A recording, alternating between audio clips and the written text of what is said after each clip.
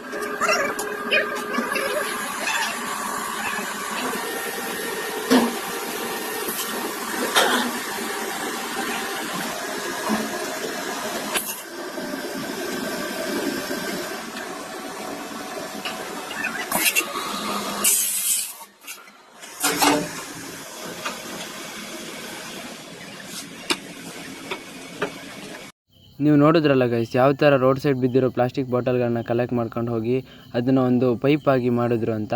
ಹಾಗೆ ಇವತ್ತಿನ ವಿಡಿಯೋ ಇದಾಗಿದೆ. ವಿಡಿಯೋ ಇಷ್ಟ ಆದರೆ ವಿಡಿಯೋನ ಲೈಕ್ ಮಾಡಿ. ಹಾಗೆ ಇನ್ಸ್ಟಾದಲ್ಲಿ ನೋಡ್ತಿರೋರು ಫಾಲೋ ಮಾಡಿ, ಯೂಟ್ಯೂಬಲ್ಲಿ ನೋಡ್ತಿರೋರು ಸಬ್ಸ್ಕ್ರೈಬ್ ಮಾಡ್ಕೊಳ್ಳಿ ಗೈಸ್.